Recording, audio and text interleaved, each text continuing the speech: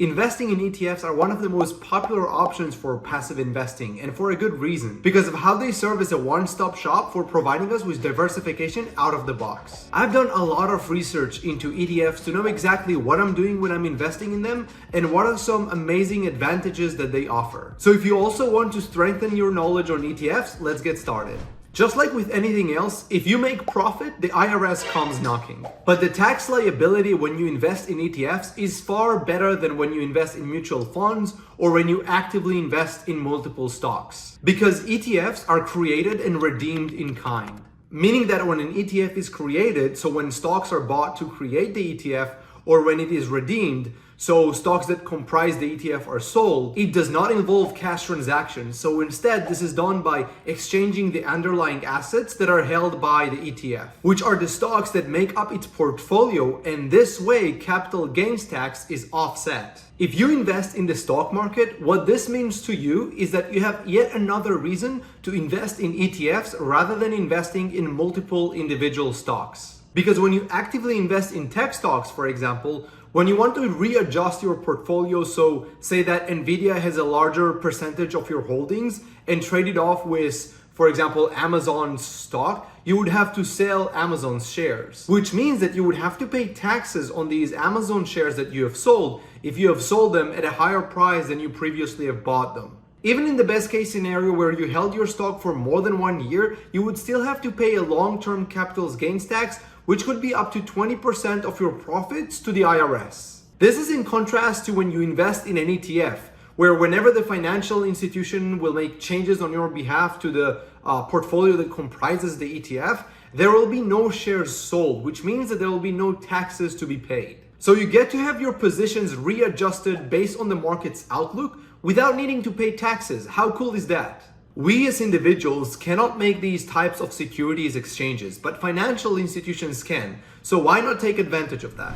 The tax hacks don't end here. Say you're investing in a few tech stocks or a segment of it or any industry. And while some stocks have done well, you have unrealized losses in others, meaning that if you sell them, you will be selling them at a loss. If at some point you're no longer sure about the future prospects of your portfolio, or you decide that you want to be more diversified but still in the tech sector, this is an opportunity to sell your positions such that you will offset your capital gains tax and keep all the profit from your net positive positions by selling the other positions at a loss. And then move your funds into an ETF that encapsulates the sector that you want to be invested in a more diversified way. Leveraged ETFs are in the danger zone of investing. Leverage means borrowed money to use for an investment. So if let's say you put $1,000 to invest in some ETF, your broker can borrow you an additional $1,000 to use for that investment. And this leverage is baked into leverage ETFs like QLD. That means that if the ETF you invest in goes up by 10%, instead of profiting $100, you profit $200.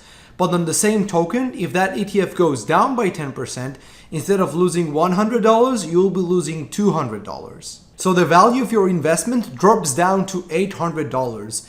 And so to break even, the next day, the ETF would need to rise by 25% in the leveraged case, compared to the 11.1% in the non-leveraged case. Overall, in a volatile market, even if the ETF grew in value over a period of time, with a leveraged ETF, your investment can still be at a loss. And that's why leveraged ETFs are not meant to be held for a long period of time. If you consider investing in a leveraged ETF for these amplified results, in my personal opinion, you should never invest more than 10 to 15% of your account's total worth, no matter for how short of a period of time you're going to hold your position. The next thing that you probably did not know about ETFs is that through ETFs, you can access and invest in not only domestic equities and bonds, but also international markets, commodities, and real estate.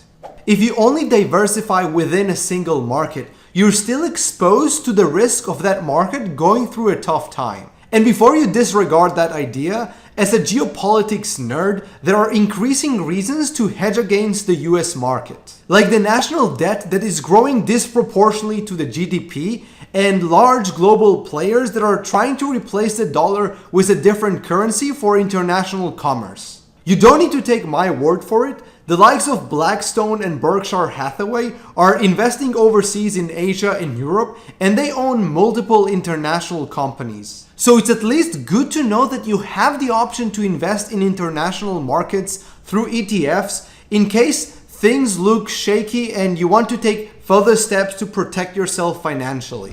Finally, ETFs pay sweet dividends. And the great thing about that is that usually the dividend yield is higher than the expense ratio, so it's a net positive. And many times, dividends are also qualified, meaning that long-term capital gains tax will apply rather than the ordinary income tax, which would be much higher. There are many ETFs that provide a high dividend yield in addition to appreciation, and over time, as you grow your net worth, these 3 to 4% dividend yielding ETFs can basically mean that work can be optional for you. However, make sure that you don't blindly invest in ETFs with an extremely high dividend yield because they come with an extremely high risk. Often those will end up depreciating. You should always look into the portfolio of the ETF you're investing in, especially when there is a double or a high single-digit dividend yield. So this wraps up the video. I hope you learned something new about ETFs and that they do more than just providing us with diversification.